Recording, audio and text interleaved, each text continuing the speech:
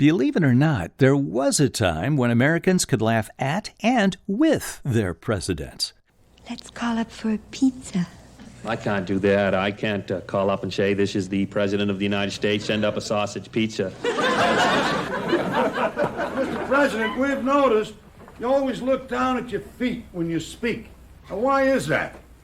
Well, you'd look down too if you owned a horse ranch.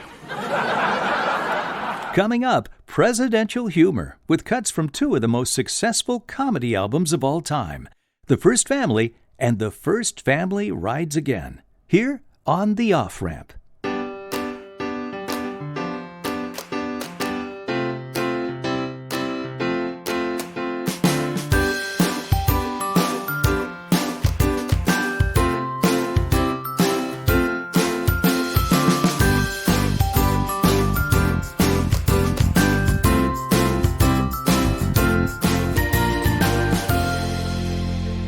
Hi, I'm Bob Smith, and welcome to The Off-Ramp, a place to slow down, steer clear of crazy, and take a side road to sanity.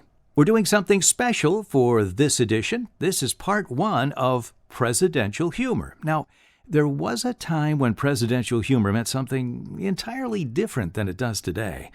It wasn't late-night comedians telling snarky jokes about people they hate. It was humor. Real humor that was even-handed, bipartisan, and hilarious for people of all ages. Yes, it can be done. And it was when men with great senses of humor occupied the White House. I'm talking about Presidents John F. Kennedy and Ronald Reagan. These were media-savvy politicians who told funny stories, could ad-lib at the drop of a hat, and had no problem poking fun at themselves. And Americans loved them for it. So did TV comedy writer Earl Dowd, watching nearby. He built two of the greatest comedy albums of all time around these men, The First Family in 1962 and The First Family Rides Again 20 years later. Coming up, we'll hear comedy cuts from both albums, plus stories behind the funny stuff with comedian Rich Little and producer Earl Dowd. Get ready for fun. This is part one, hour one, of our presidential humor special from 1982, The First Family Rides Again.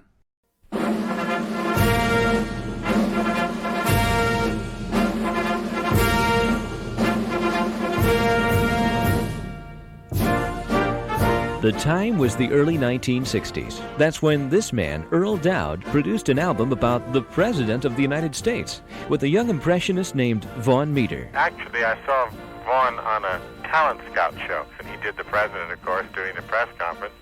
And then the JFK coloring book had come out around that time. The coloring book with all the family in it, and I thought, gee, you know, what a great family, and how can, there must be a way to do them, you know.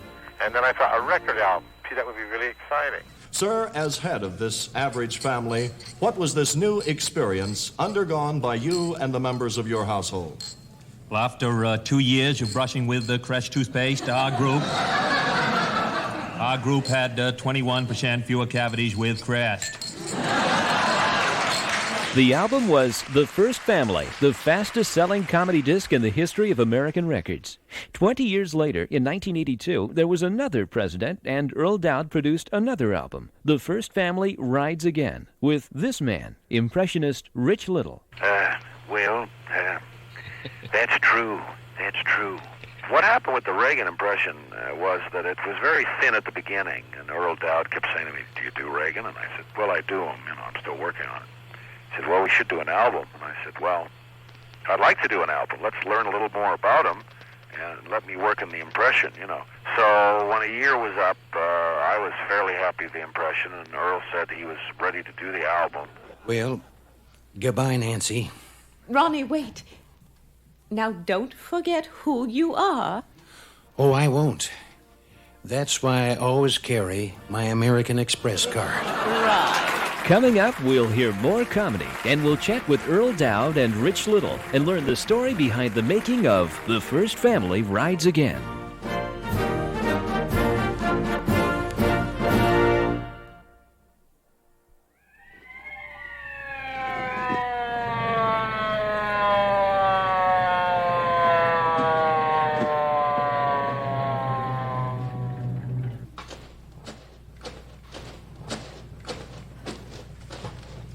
Yes, sir.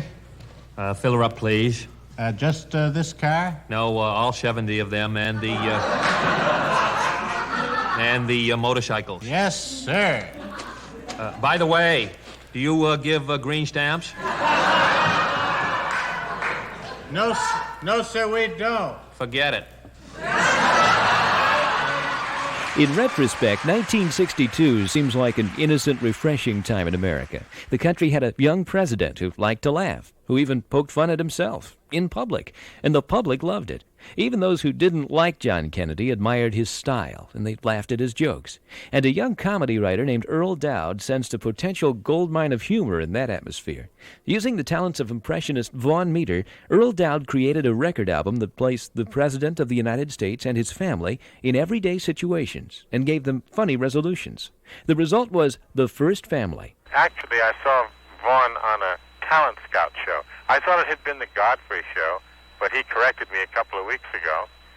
It was another talent show on one of the networks, and he did the president, of course, during the press conference. And then the JFK coloring book had come out around that time. Do you remember that? The JFK coloring book? No, I don't think so. Well, it was a coloring book with all the family in it, and I thought, gee, what a great family, and there must be a way to do them, And then I thought, a record album, gee, that would be really exciting.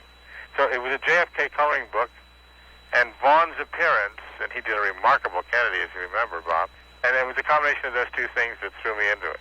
That was sort of the first time that this type of humor had been used. We've always had political jokes and that type of thing, but getting into the president's personal family and poking fun at certain eccentricities, that was pretty unusual. No, I never really worried too much about that. I didn't think about where would we be in trouble. What I did think about while I was doing it was, someone else must be doing this, because it's such an obvious idea to do it. Uh-huh. But luckily no one was before I did it. After I did it, everyone was. I have heard, Merriman Smith, the AP correspondent who used to say, "Thank you, Mr. President," at the end of the press conferences, he told me that President Kennedy kept a record player in his desk drawer, and he'd call people into the room and he'd pull out the desk drawer and he'd say, "Listen to this," and then he'd play them a cut from it. So we know that he liked the album very much, the First Family. I take it you never got to talk with him about the album. No. We were supposed to go to the inaugural and appear there, and Vaughn Meader cut some radio spots down there saying that I listened to, and then he'd give the call letters, and everybody thought it was Kennedy because he didn't identify himself. We didn't know he'd done this, and Pierre Salinger got a little miffed about it. We were canceled out. So I never did get to meet him. Well, what do you say, Dirksen? Will you make up your mind? Well, sir, I think that $2 million is much too much. However, sir, I do think that the residual benefits to be derived from this project would more than compensate, sir, for the original outlay of funds. I see. Mr. Rosk, what do you think? The residual benefits are beside the point. It's a dangerous move. I'd like to say something, if I might. Must you, Lyndon? Well, sir, I don't think that either Mr. Rusk or Mr. Johnson here have the right, sir, to advise in this particular matter.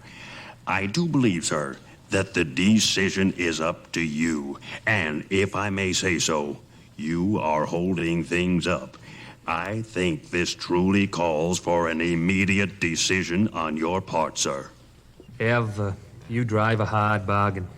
But, okay, here's what I'll do. I'll sell you a boardwalk in Park Place with 2 hotels on. As Earl Dowd said, he heard that Jack Kennedy liked the album. Right, and we know that Jackie didn't like it. Oh, is that right? How do you know that? I went to the Paris Theater in New York to see Divorce Italian Style 3 nights before I recorded The First Family. And Jackie Kennedy was sitting 3 rows in front of me, surrounded by Secret Service. And she said that she didn't laugh at all during that picture, which was a pretty funny picture. I said, well, I'm not going to show her this script, right? I wanted to say, here, this is all about you, and we're going to record it, but I didn't want to take that chance.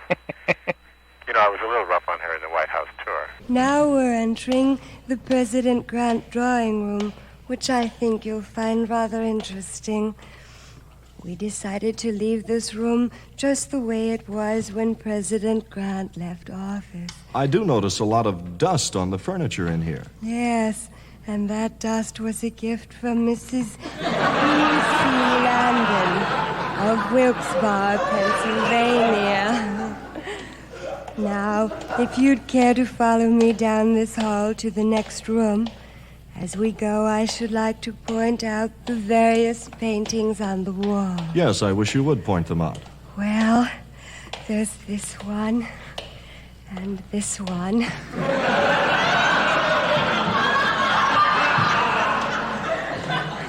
And that great big one over there. And this little teeny one down here. And finally, this one over here. Thank you for pointing them out. What's in this room over here? This is the Blue Room. We decided to leave it just the way President Blue had it originally. Now we are in the East Wing.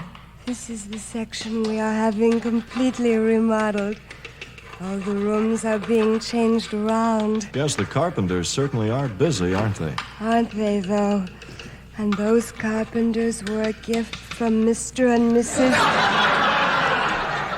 Al Bianchi of Hayworth, New Jersey. I find it quite easy to get lost in this section. Yes, I imagine one could get lost in here. Pardon me. I seem to have made the wrong turn somewhere. Now, I'm trying to find the bedroom. I just came out of the John Hancock bathroom where I was taking a shower in the Alexander Hamilton bathtub. And I think the that... carpenters and painters here have been just working like beavers round the clock. We hope to have it finished Which in way May. is the bedroom? The bedroom is where? Actually, the original schedule didn't call for it to be completed until July, but the work has gone well. I should like to point out that I am standing here in my shorts, dripping wet. Now, I've got an important conference in 15 minutes, so I must be dressed in 10 minutes, which means I shall have to move ahead toward our bedroom with great vigor. Excuse me, Charles. Here, go down this hall to the Andrew Jackson smoking room, then turn right into the President Taft Rumpus room, across over through the Woodrow Wilson ping pong room, then left at the Dolly Madison pinochle room, through the President Grant drinking room, past the Richard Nixon dumbwaiter. And that's our room. Well, let's see. Now, I go past the Dolly Madison ping pong room, across the Richard Nixon drinking room, and then I go left at the Andrew Jackson room. Wasn't that your husband? Yes, it was. He's a magnificent-looking man. Yes, and we decided to leave him just the way he was originally. She, in her book, Jackie O, remember that cut where Jack Kennedy says, good night, Jackie, good night, Bobby, good night, Sergeant Shriver, good night, Caroline. They're all in bed there together. Right. That was Jack Kennedy's favorite cut. And that was her unfavorite cut. And she said that I exploited her children by mentioning them in that on the album. Now, that's in the book Jackie O, I understand. And she says that she came after me, but I never heard from her. Maybe some of the humor hit just a little too close to home for Jackie Kennedy, as in this sketch where Earl Dowd himself plays Jackie Kennedy's French dress designer. I worked 3 months on the creation of this dress. I believe, how you say, madame, it is you. A Jacques original for you. Eh? Ah, merci, Jacques. Très bien. I believe you're right, Jacques. I like it. It has a very distinctive air about it, and yet it is conservative. I like it. Ah, you make me so happy. I have thought, and I have decided to name this after you, the First Lady. Eh? Merci, Jacques. I don't like to tell an artist what to do, but I wondered, would you mind if I made one small change? Could you remove the top button? Ah, madame, a wonderful idea. Of course, that is the touch it needed. Merci. I think I'll wear it tonight to the embassy ball. Au revoir, Jacques. Oh, Madame, you make me so happy. Mrs. G, rip the top button off those 5,000 first ladies and put them on a rack. We'll have more of the story behind the making of the first family albums in just a moment. This is Bob Smith, and you're listening to a 1982 feature I did on presidential humor with comedian Rich Little and comedy writer Earl Dowd. The First Family rides again. Earl Dowd's first family albums owe their success to a number of things. One of them is putting the president and his family into everyday situations like you and I get into. Let's call up for a pizza. I can't do that. I can't call up and say, this is the President of the United States, send up a sausage pizza. Don't tell them who you are. Just tell them to send it to 1600 Pennsylvania Avenue. I don't know if I can do that. Well, let's do something. I don't want to stay home. I'm sick and tired of staying home and staring at these same 100 walls. Hello? Oh, hello, Elsa. It's Elsa Maxwell, Jackie. What? You're having a party and you wonder if by any remote chance we happen to be free. Free? Jackie and I on a Saturday night? You know, Elsa, sometimes I wonder about you. We're having our own party. Can't you hear it? Jackie, laugh it up. Hear that, Elsa?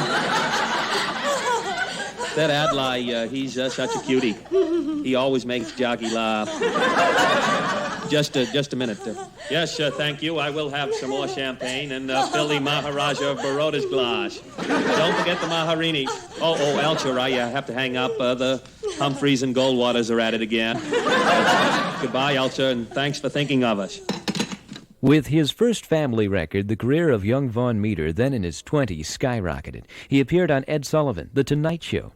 His record performances and nightclub appearances put him in the center of the entertainment spotlight. At the same time, up north in Canada, another young impressionist was doing political satire on his country's leaders. His name, Rich Little. Most people associate you with impersonations of show business people, but you were making a name for yourself with politicians in Canada at the same time Vaughn Meader was doing that with President Kennedy in the early 60s. Yeah, well, I did all the Canadian politicians in Canada before I came to the States. They were great. In many ways, they were better than the ones they had in the States. We had Diefenbaker, Lester Pearson, and Louis Saint Laurent, all these names that probably mean nothing to your listeners, but they were great characters. And I was always sorry they weren't known in the States because they were some of my better ones. And, of course, what I did was take all those political ones in Canada and do an album, a counterpart to Vaughn Meader's album called My Fellow Canadians with John Diefenbaker, and it became a big seller in Canada. That was one of the biggest, or maybe the best-selling comedy LP in Canadian history, wasn't it? I don't know whether it still is, but it was at the time. It outsold every other Canadian album. I think it's sold, it must have sold 20,000. Isn't that funny? That's a drop in the bucket here. Did Vaughn Meader's success in those days influence you to do that type of album? Yeah. It sure did. I was a big fan of his. I'm sorry I never got a chance to talk to him really much when we did The First Family Rides Again, because he opened the door really to political satire in the States. Having the President Kennedy, acknowledge the album and say that it was funny took all the pressure off doing politicians. Because before then, people were imitating presidents and so forth, but there was always a hesitation like, maybe this isn't right, maybe this is sacrilegious, maybe we'll get a reaction from the White House. This is un-American, you see. And when President Kennedy reacts so favorably and laughed and mentioned it during a press conference, then from then on, the door was open, and everybody said, well, I guess if you object now, if you're a president, you've got to have a pretty poor sense of humor. Right. So, and I think all the other presidents that came along remembered that too. So now they're kind of quite aware that you better say something or hopefully favorably. Otherwise, you're going to be kind of a stuffed shirt that you can't laugh at yourself. Americans laughed and laughed and laughed at the First Family album. So much so it became one of the biggest selling albums in history. But how many copies were sold? Earl Dowd says he really doesn't know. We know that it sold 5 million, 4.5 million to 5 million. legitimately. And see, one of the problems we ran into with that album, we pressed only 40,000 originally and sold that the first day in New York. Lord. Now, we had to put albums out fast. People were going crazy. They wanted this album. So they released albums without covers, which allows the pirateers to have a field day.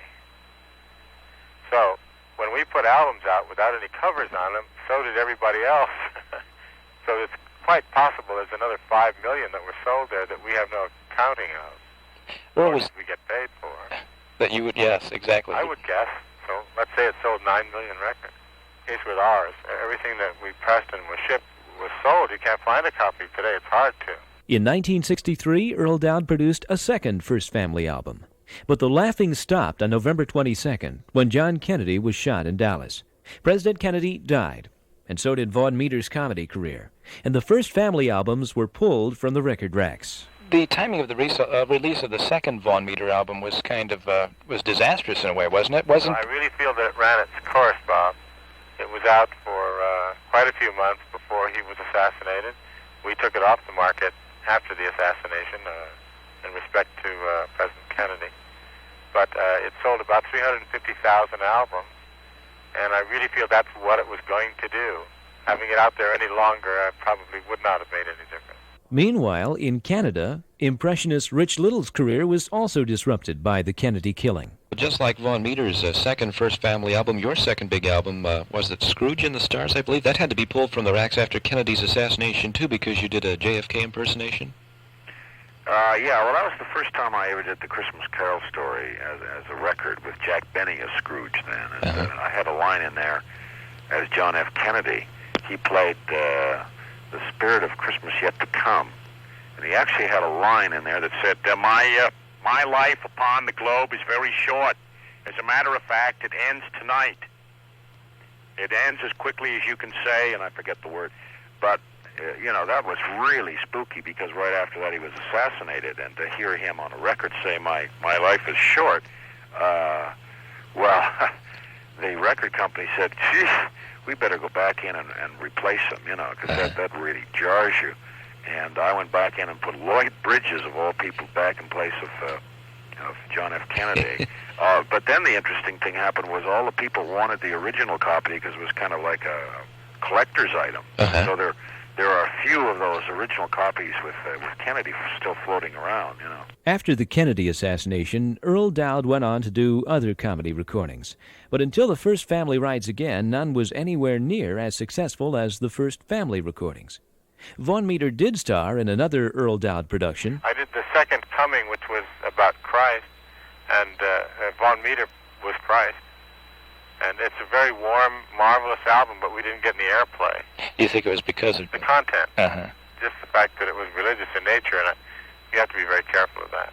I noticed he has a part in this album, not a large one, but a part. I brought Vaughn Meader all the way from Maine because, number one, I certainly thought he should be a part of this, but my original intent was to use him more. We had an idea to do the Family Feud with the Democrats against the Republicans.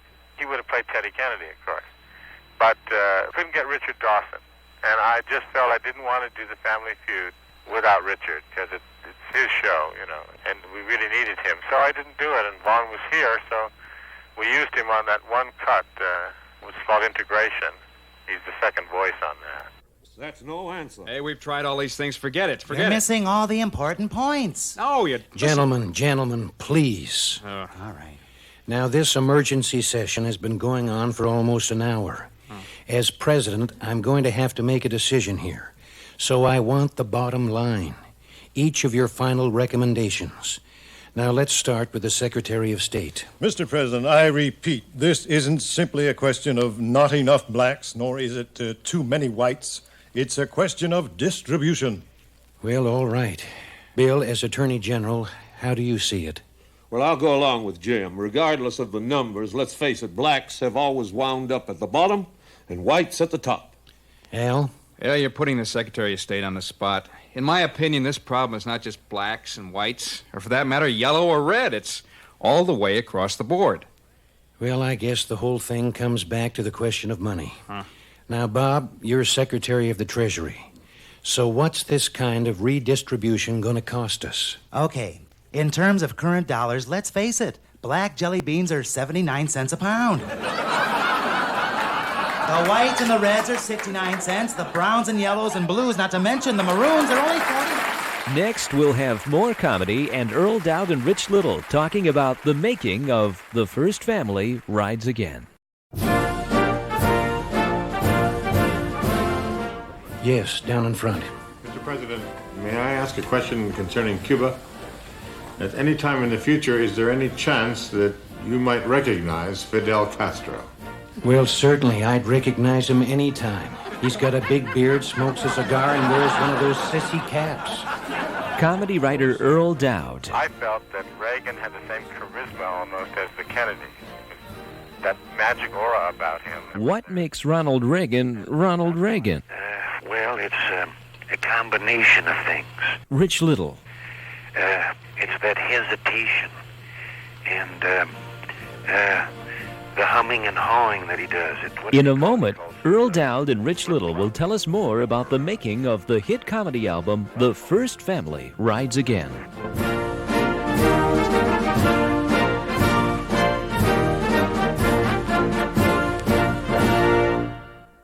We hope you're enjoying part one of The First Family Rides Again, Presidential Humor, with comedian Rich Little and comedy writer Earl Dowd here on The Off-Ramp. I set the alarm, Nancy. Good night. Oh, I'm terribly tired, Ronnie. I hope we can get a good night's sleep. Oh, I forgot.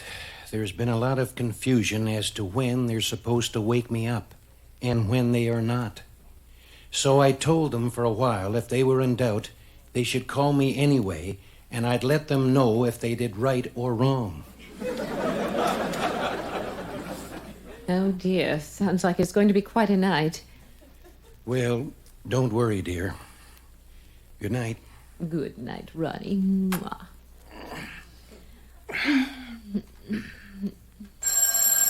Oh, dear. Oh, darn. Hello. I didn't know whether to call you or not, sir, but Florida's totally flooded and under 10 feet of water.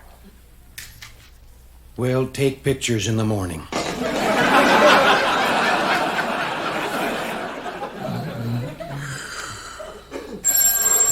Oh, dear. Not again. Yes. Excuse me, Mr. President, but Spain has just attacked France, and fighting has broken out all over Europe. Call Dan Rather.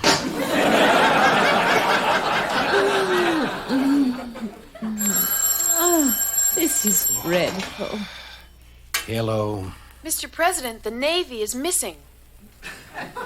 Well, don't call me. Send the Army out to look for it.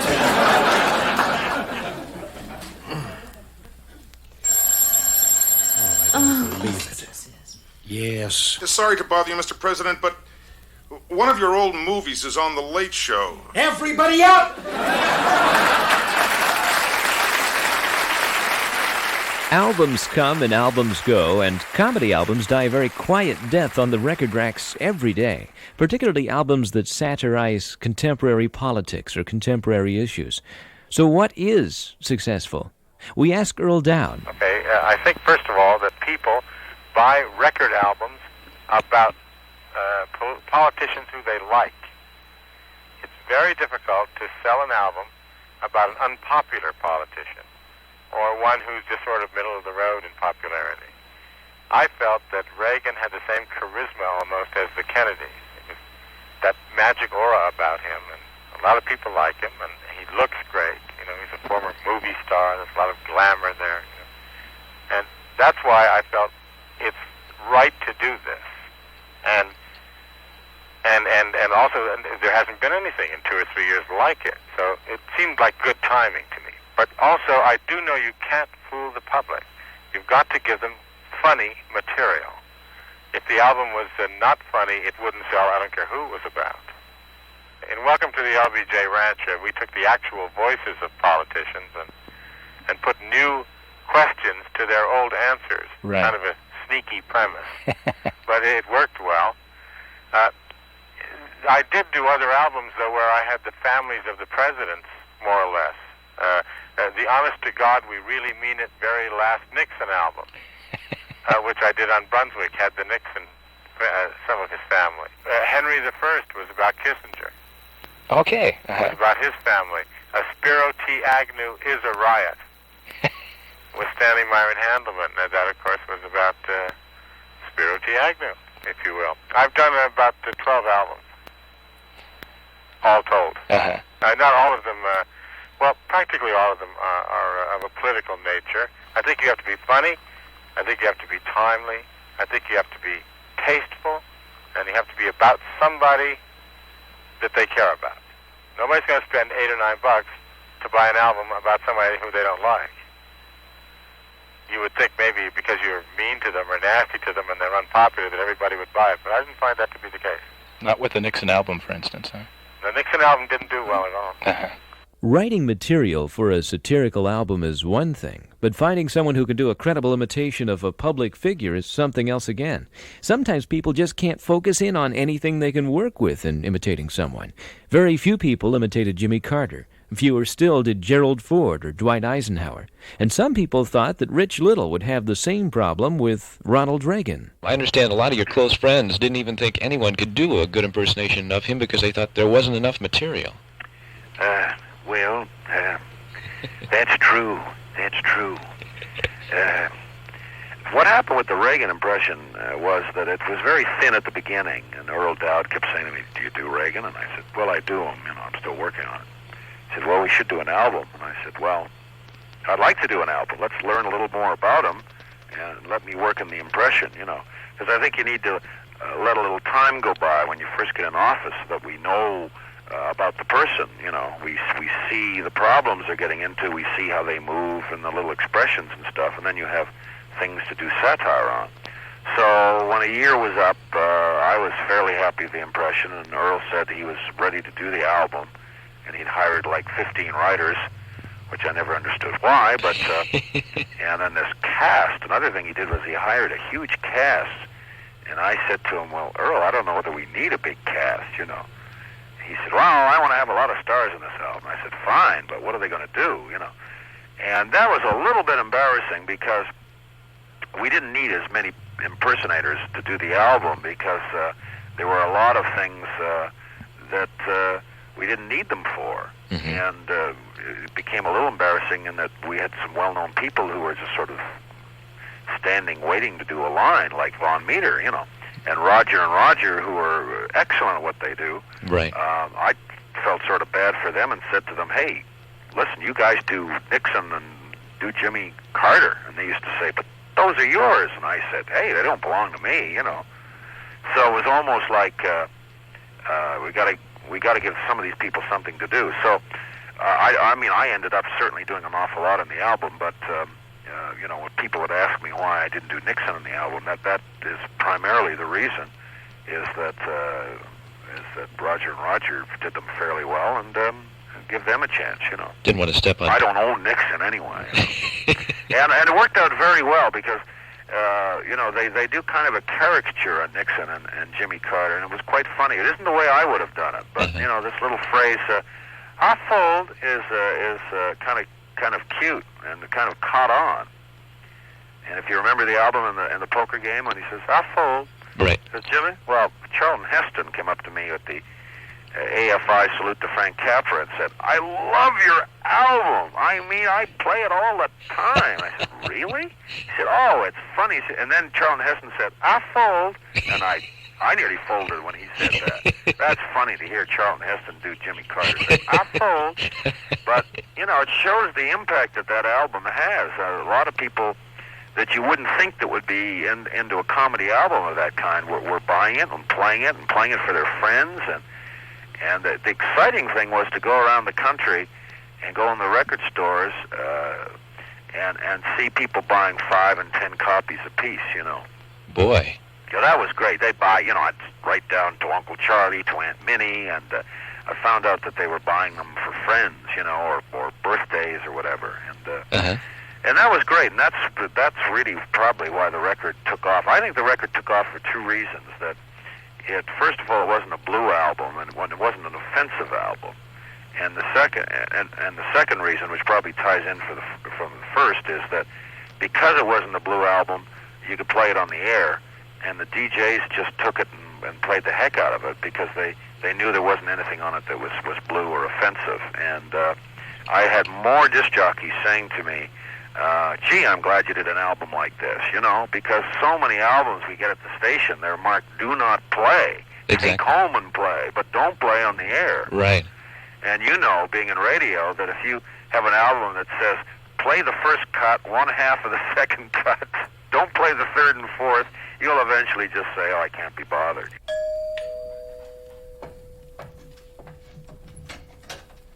Well, it's good old Jerry Ford. Come on in, Jerry. We've been waiting for you.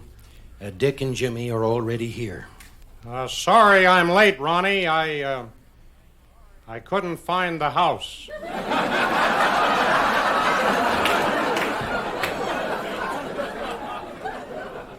Well, this is the White House, 1600 Pennsylvania Avenue. I went to 1500. Well, that's all right. Oh, listen, watch out for the...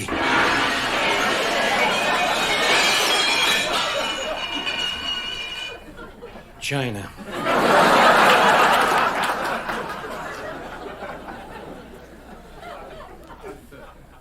Hi, Dick. Hi, Jimmy. Hi, Jerry. How are y'all, you old dingbat? Sit down, Jerry. Let's get this show on the road. Well, all right.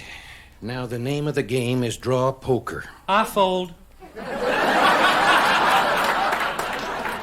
I didn't deal the cards yet, Jimmy. I fold anyway. Nothing ever goes right for me. If there's one thing I can't stand, it's a crybaby. Oh, all right. I'll take a chance. Now, let's ante up. Here we go. Wait a minute. The pot's a nickel short. Well, what's everyone looking at me for?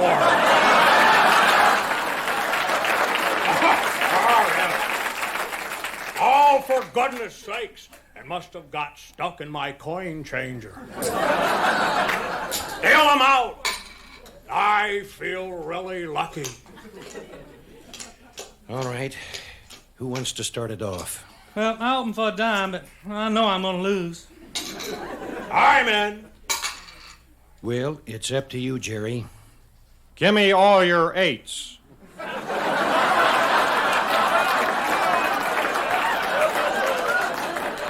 No, Jerry. We're not playing fish. Don't explain anything to him. Throw on your dime, Jerry. All right, boys. I'll see that dime and raise you a quarter just to keep you honest. It's too late for Dick. Fellas, please. We're here to play cards. I just raised you a quarter. Okay, I'll see you. I'm in, too. Well, what do you say, Jerry?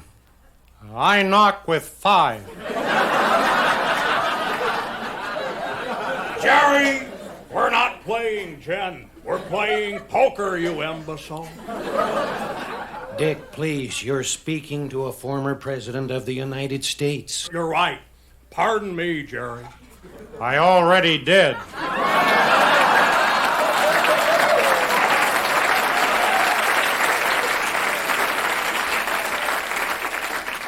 Listen, are you guys gonna play cards or not? Well, it's not fair. Why do I only have 5 cards when Dick has 10? What 10? What are you talking about? 5 in your hand and 5 up your sleeve. I see him. Now, just a minute. I want to make one thing perfectly clear. I am not a crook. Ronnie! Jerry! Jimmy! Jerry! Fellas, come back. Come back. I want to play. I've got 5 aces. Won't anybody play with me? Pardon me, lady. Oh, little boy. Baby, are you here, Fido? Come here, boy. Come on. Where? Earl Dowd wrote and produced the album The First Family Rides Again. That means he not only wrote most of the material, but he also directed it, and he chose the talent. Well, I chose Rich Little because, in my opinion, he is the most brilliant impressionist on the scene today, and perhaps of all time. When you hear him do George Burns and Johnny Carson on the album, it's phenomenal. And I think his Reagan is excellent. And I didn't pick Rich because I thought we'd sell a lot more albums with a known person. Von Meter certainly was an unknown. I picked Rich because I felt he was the best Reagan voice around and could do the job better than anyone else. Now I lay me down to sleep. I pray the Lord my soul to keep. If I should die before... Hey, Reagan. Who's that? Who were you just talking to? God. Well, that's who I am. Oh, God. No, it's been done already. Big hit? What do you want, God?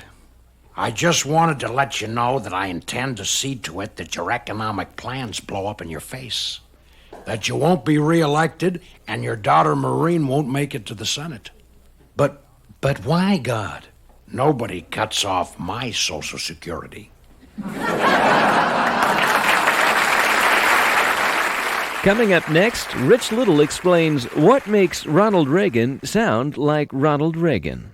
Presidential humor is our topic today on the Off-Ramp. This is Bob Smith, and for this episode, we've gone back to my vaults for a 1982 interview I did with comedian Rich Little and comedy writer Earl Dowd. Harry Hogan of Long Island Sound. Mr. President, we've noticed you always look down at your feet when you speak. Now, why is that? Well, you'd look down, too, if you owned a horse ranch. Not only was the humor spontaneous for the studio audience at the recording session for The First Family Rides Again, it was spontaneous for the performers, too, even for Rich Little. Now, you did that before a live audience, and I read one place where you didn't get your script until an hour before the show. Well, not an hour.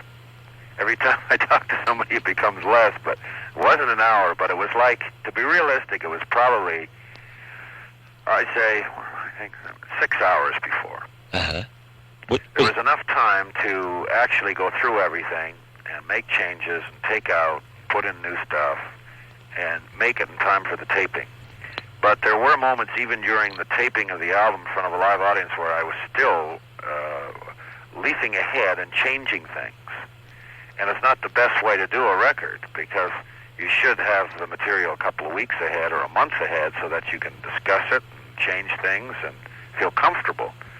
But Earl is not the greatest organizer in the world. He's a wonderful man, and he's great at putting out albums, and he's a good writer. But unfortunately, Earl, just didn't get organized. And here we were, the audience arriving in a few hours, and we didn't even have scripts because they weren't even printed yet. Oh, Lord.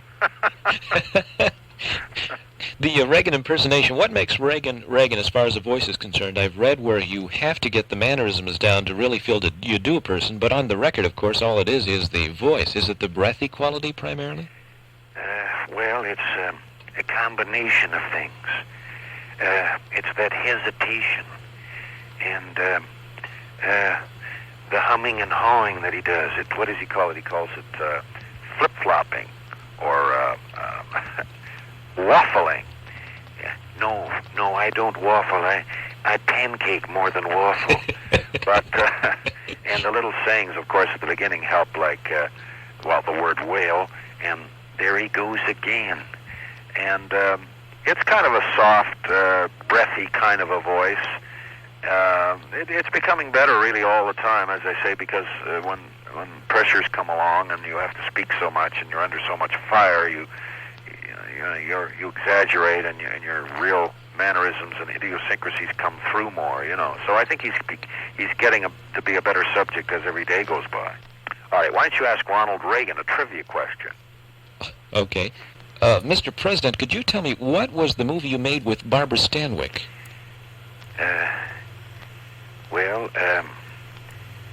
That's a tough question. Other than Bonzo, I don't remember any picture. Wait a minute. Barbara Stanwyck. Right. I do remember. It was a Western, and one of my best. It was called Cattle Queen of Montana, where I played both parts. Of course, the part I'm playing right now as President of the United States is my most difficult role.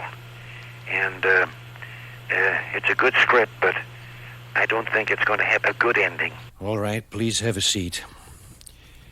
Now, I've called you to Washington because I personally believe you can solve the Mediterranean fruit fly problem.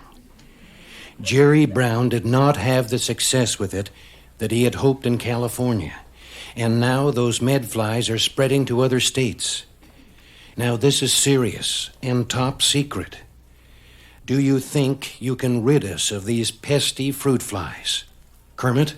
Yes, Mr. President. No,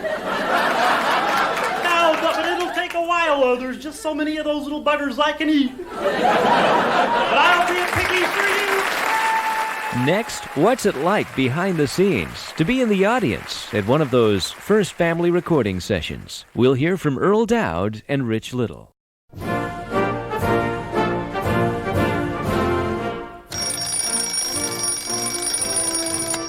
Well, it's another day.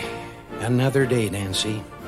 It's a wonderful day in the neighborhood. The First Family rides again with Rich Little. Producer Earl Dowd recorded it before a live audience. When you do an album like that, is it sort of like the old days of radio where the performers stand up with script in hand and the audience there has to use their imagination? Exactly. Yeah, and we stand right at the mic just like a radio show and read the script. We do one piece at a time and then pause for like a minute between. Coming up, we'll talk with Earl Dowd about the making of the album, and we'll also learn how Rich Little began his career imitating his school teachers. Yeah, well, before the teacher arrived in the morning for class, you see, I'd get up and do what they were going to do when they got there. And, of course, the kids would fall about, you know. And then, of course, we'd have a lookout at the door, and then the real teacher would come along. And he would do exactly what I just did a few minutes ago, and kids would laugh some more. And poor teachers could never figure out why walking in the door and talking and saying good morning got such laughs. It's all coming up.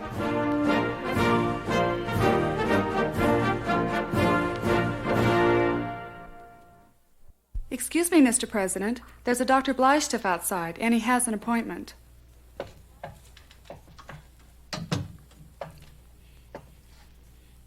Please sit down, Doctor. Thank you.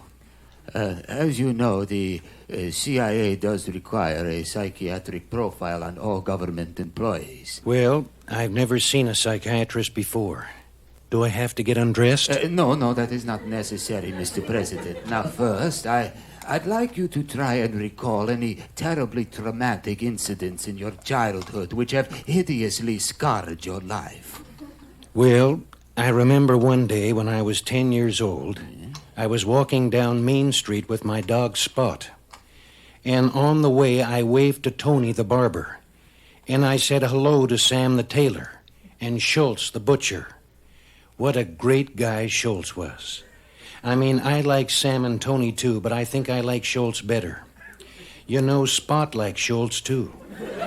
It's possible that Spot liked Tony better than Schultz, because Tony was always telling Schultz to give meat to Spot. Excuse me, that's not exactly what I want. Now, Mr. President, do you have recurring dreams which upset you? Recurring dreams? Yes. You mean like I'm walking down a busy street without any clothes on. A gigantic naked woman with long red matted hair comes crawling out of a dusty spider's web, carrying long kosher salamis. Is that what you mean, Doctor? Yes. Now, what about those dreams? I never have them.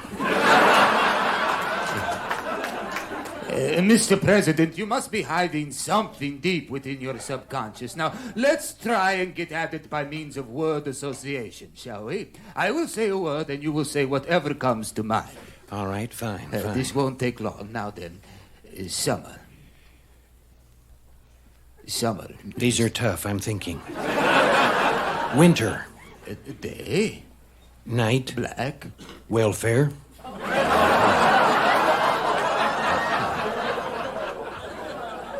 Up. Down. Hot. Cold. Death. Bedtime for Bonzo. What? Well, when I made that picture, it killed my career. Well, that's about all the time we have right now, and I want to thank you, Doctor. No, Mr. President, please. Just 10 more minutes. I need 10 more minutes to probe the inner workings of your mind, please. Well, I'm sorry, but I simply can't afford the time. No. You don't know what this means to me, Mr. President. I must have just 10 more minutes of your time. I must. Well, all right. One more word association game. Good, yes. Thank you, Mr. President. But listen, for variation, let me start this time. Oh, yes, good. Table. A chair. Very good. Sit. Stand. Hello. Goodbye. Goodbye. What's it like behind the scenes at a recording session for something like The First Family Rides Again? We asked producer Earl Dowd that question. When you do an album like that, is it sort of like the old days of radio where the performers stand up with script in hand and the audience there has to use their imagination? Exactly. Yeah, and we stand right at the mic just like a radio show and read the script. We do one piece at a time and then pause for like a minute between. And nobody, in the middle of nobody's script fell out. I remember going to a United States Steel Hour radio show, and an actor was up there, and he pulled the staples out of his script. And the middle of it fell out and went on the floor, all over the place, right in the middle, during the broadcast. What a nightmare. How many nights or how many sessions did it take to do this one? Was it one? One session. 300 people in our audience, and there are no changed laughs. What you hear on that record, there's no canned laughter. That's exactly the way it was. And I brought 50 kids from Palos Verdes into Usher, and they're all on the back of the cover, as you can see, posing with the different stars. Uh-huh. I'm trying to make them all famous. And we had a buffet dinner afterwards. Not cold cuts, Bob. We had salmon, good things. And we ran that right through from top to bottom. And we made maybe 2 little changes. We had some people who were supposed to be on the album who didn't get on. And who were they? John Ritter was sent by ABC to Canada at the last minute to do a promotion. He was supposed to be with us. Mm-hmm. And Jamie Lee Curtis, but we had nothing for her to do. That's Tony Curtis's daughter, isn't it? Yes, it is Tony Curtis's daughter, Uh-huh. right? Janet Lee. Yeah. And Brooke Shields. Brooke Shields. What was Brooke Shields going to do? Just looked great. But that doesn't show on the album. Oh, well, I don't care about that. Who are the people you invite to a recording session like this, Earl?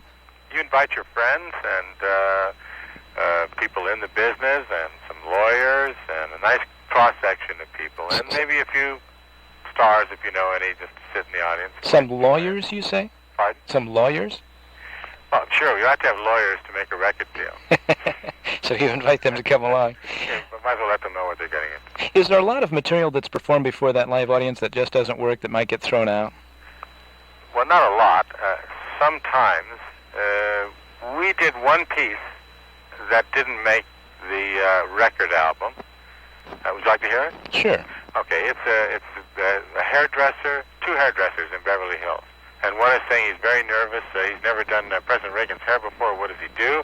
And the other one says, well, you marcel it a little bit, then you comb it in an upsweep, then you pompadour it here, and you do this and that for it. And he says, oh, my goodness, and then what do I do? And he says, then you put it in the box and ship it back to Washington. And we thought, that's a little cruel and not true. So we didn't do it. Uh-huh. And we had another piece where they were Nancy was preparing the president to go out, and they put in his heart and his shoulders and rebuilt him every day. And we thought we didn't like that when it was finished.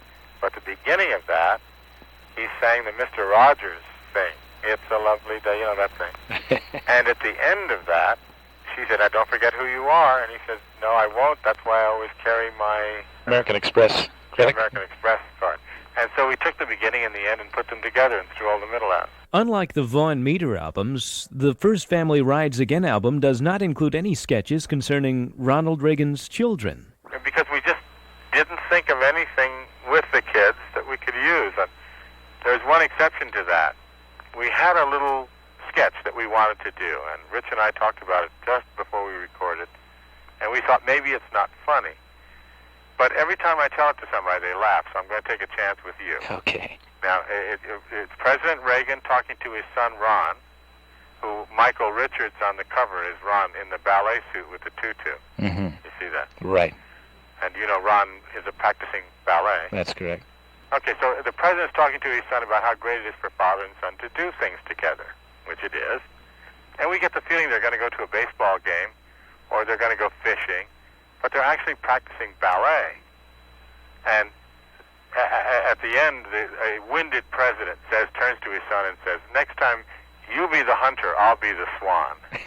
And everyone likes that and says, why didn't you record it? And you well, there it goes. One shot at the kids. But you did put them on the cover because of the physical association with a ballet dancer and so forth. Absolutely. Uh-huh. We shot the cover, of course, before we recorded the album. The cover takes more time than the pressing of a record. You know? Is that right? It takes about 3 to 4 weeks to get the color and the cover done, and just records they can press overnight almost. Now, Earl, you're the only person who was on the cover of the original album, and that's the one with Vaughn Meter, and the cover of this one, and you're holding skis over in the left-hand corner, bearded as you were 20-odd years ago.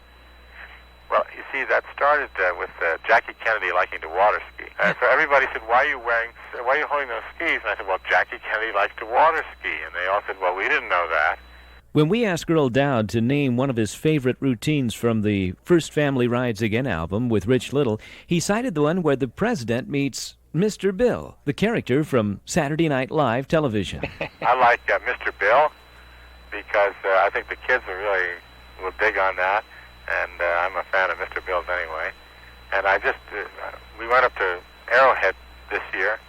I took 10 kids up there, some of whom are on that back of the album cover, like David Powell.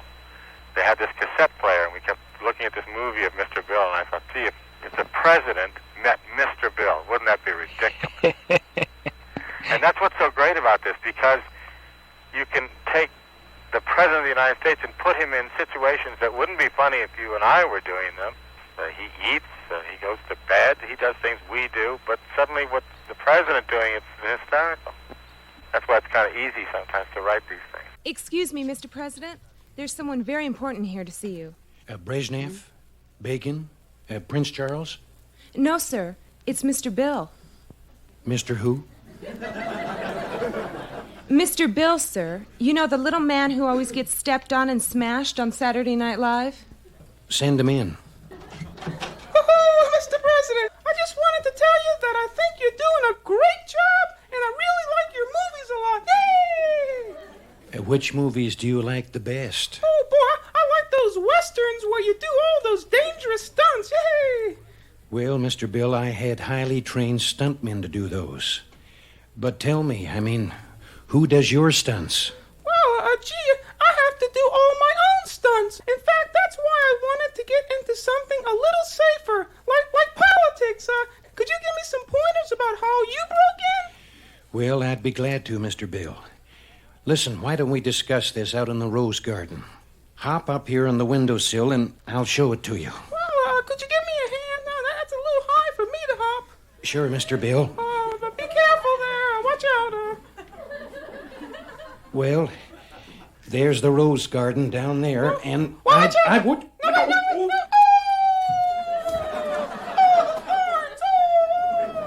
Hey, say, what's that big plane coming, huh? Oh, that's Secretary of State Sluggo and his new B-1 bomber.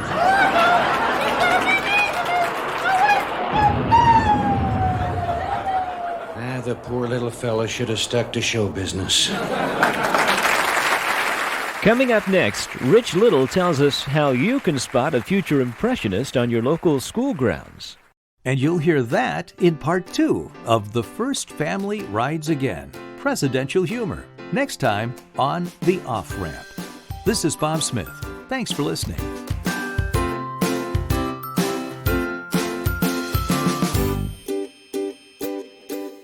The Off-Ramp is produced in association with the Cedarburg Public Library, Cedarburg, Wisconsin. This is Bob Smith.